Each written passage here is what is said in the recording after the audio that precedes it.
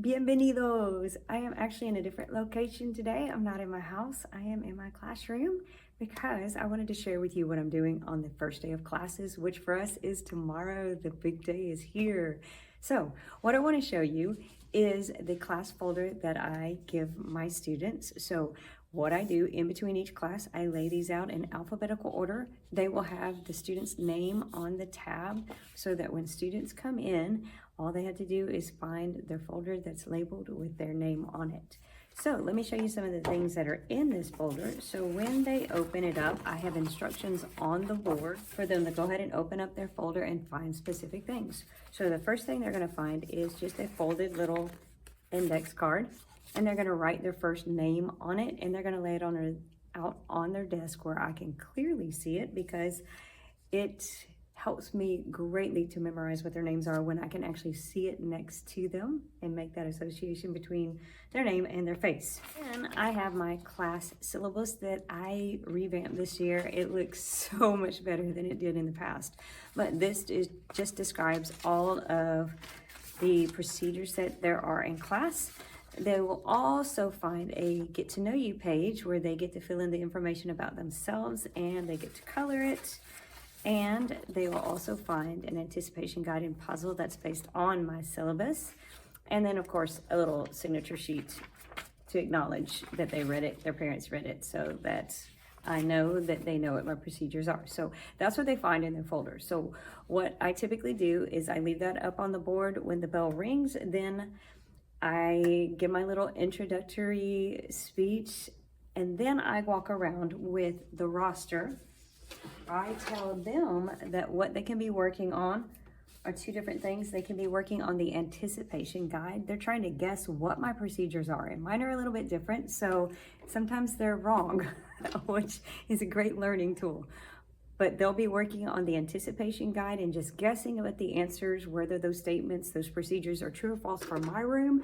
And then they'll also be working on the get to know you page, which for them is a lot of fun because I revamped this last year and I'm so glad I did. The kids really enjoy being able to talk about themselves in a visual way, and then they get to color it, and then I put the best ones on the wall so they get that recognition too. So I walk around with my clipboard that has my roster on it, and while they're working on those things quietly, I am going from student to student asking them how to pronounce their name, because I never want to be that teacher that mispronounces their name in front of the entire class. So I go one by one and I ask them how to say their names. That way I don't get embarrassed by saying it wrong. They don't get embarrassed by me butchering their name. So what I do is put up on the board, ¿Cómo te llamas? And how to answer it, me llamo. We practice a little bit, and then I walk around the room and we just start with the Spanish right away. ¿Cómo te llamas? They have to answer me in a full sentence, and then I also hear the pronunciation of their name. So students have something to work on while I'm doing that, individually talking with each student. Then after that, what I do is that I get all of their attention, and then I begin to talk about myself in Spanish on what I have are different visuals that go with the different topics that I'm talking about. So I'm speaking completely in Spanish, but they see the visuals on the board so that they can understand the basics of what I'm saying. After that's over, I ask them in English, and I give them my little pesos as rewards. What did you learn about me? And so if they volunteer and tell me something right, they get a peso. I do that because what I want them to understand is they don't have to understand every word in Spanish to understand what I'm saying. And I will provide them with the information and the visuals that they need to understand. They don't have to fear. So it kind of relaxes them that even on the first day, they can understand what I'm saying. And then what I do is we play two truths and a lie. So I first give them an example. So I might say, I fell off my bike and got a black eye this summer. I have a dog named Greasy. I love to eat spinach. And they have to pick out the one that is a lie, which, by the way, is that I have a dog, because I don't even have a dog. But they have to pick out the lie. They have fun trying to figure out what my lie is. And then I give them a few minutes. They write their own two truths and a lie, mixing them up, of course. And then I explain my procedure for them coming in and out of groups, and I call it Denme Cinco. So I raise up my hand, I say Denme Cinco, and then I count 1, 2, 3, 4, 5. By cinco, their eyes need to be on me. They need to be finished with the activity and ready for the instructions for the next part. So I explain that, we practice it, and then In groups, they read their 3 statements and they guess each other's lie. And then after that, if somebody would like to share theirs and I guess, then the whole class guesses, then we do that. And typically that puts us within 5 to 10 minutes of the bell ringing with all of those different activities.